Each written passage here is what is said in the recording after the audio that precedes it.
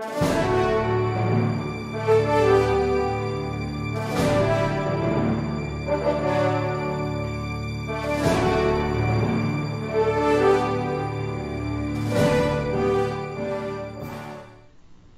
po namin na imbestigahan ng Office of the Ombudsman ang issue ng dollar accounts. Kung anumang halaga po yun, ay iniwan po namin sa Office of the Ombudsman, tignan kung mayroon at kung magkano po yun, Your Honor.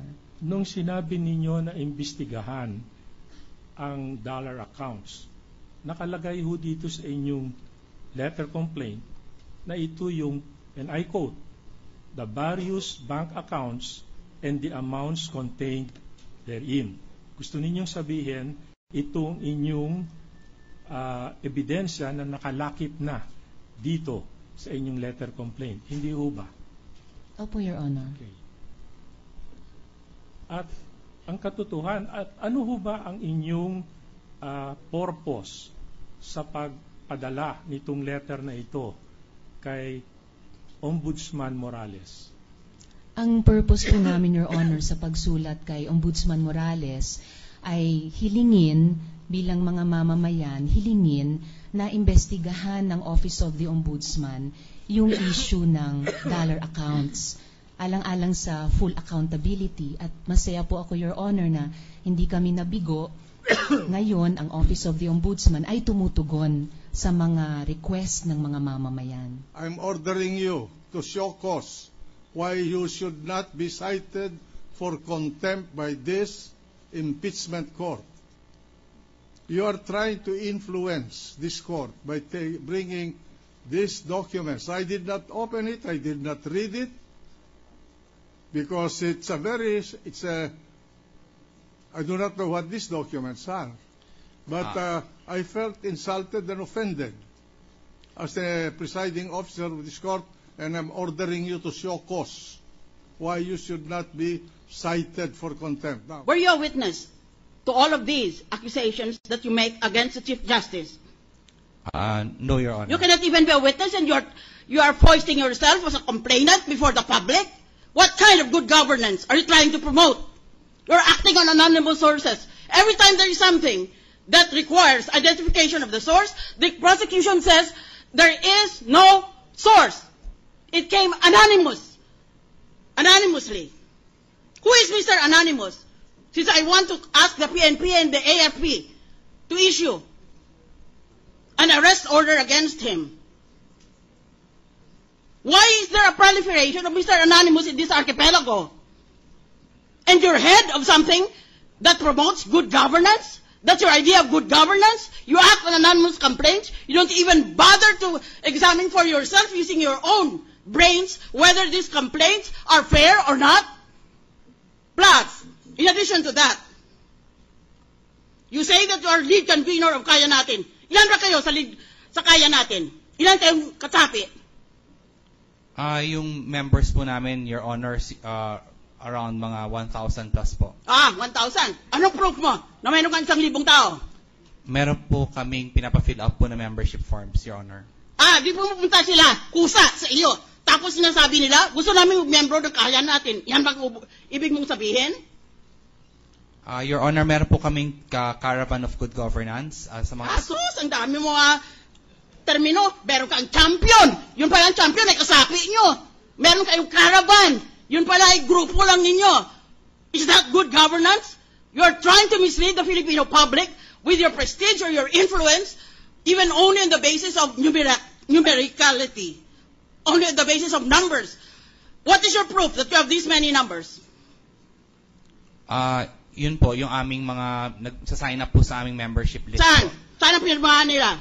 Meron po kaming binibigay na membership form at saka online din po, Your Honor. I will check. I will have my staff check whether you do have 1,000, because I doubt it very much. A person governed by ethics would not do the things that you have done. You admitted that you are trying to call reporters. And you're trying to sell, or you're trying to offer these documents that you presented the Senate President. Those authenticated and verified documents. Sinungaling ka. I will ask the panels, under the rules, I was mistaken. The 1 hour is for all motions. For all motions. Not exceeding 1 hour. So that's the maximum. But in case of the closing argument, each side shall be opened by one person.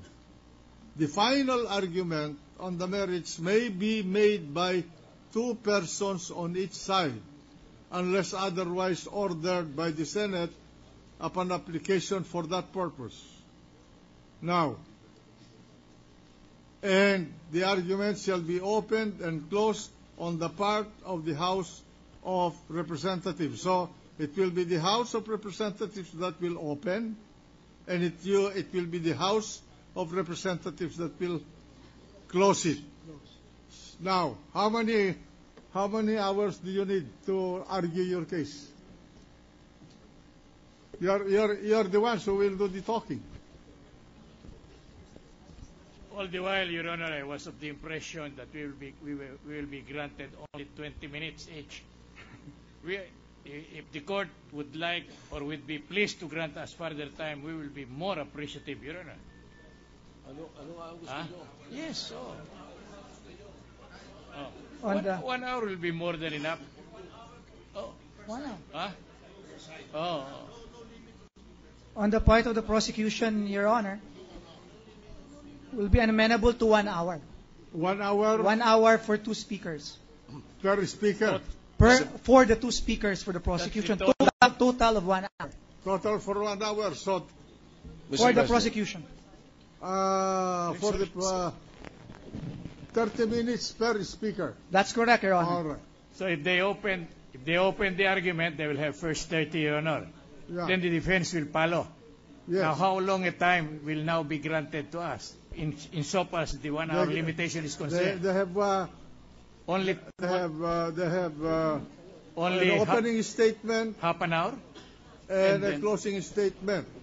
Yes. So I would whatever is consumed by the prosecution, we will give you the same time.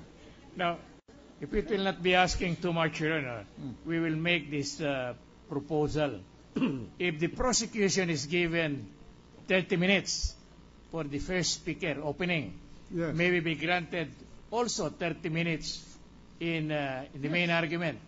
After they are through with their closing, maybe be given rebuttal for 30. We're just following. Mr. President, We will not be able to, or even 10 minutes on rebuttal, Your Honor. Mr. President, Yes. under the rules, the House of Representatives will open it and also will close the arguments. Oh. And it's clear in the rules that we will open it and the House also close. I'm not imploring I'm making a proposal now for the approval of the court. I'm charged with notice with everything stated in the rules. But And we object. apparently the impeachment court is amenable to at least an alteration of that procedure. Anyway, we will discuss this in caucus on Monday, and we will come up with a formula. Because this will mean an amendment, what you call it? Yes. No, sorry. Next Friday. Next Friday, Mr. President. No, but Because we are losing 2 days, 2 trial days, tomorrow and Monday. And the following week is already the 31st. So, hope, again, to be considered in the caucus, Mr. President. Yes. Yes. We'll take it up in caucus because we will have to finish this month. No, we cannot go beyond this month. We have a pile of legislative matters to be discussed and disposed. Okay? Okay then, thank you, Your Honor. All right.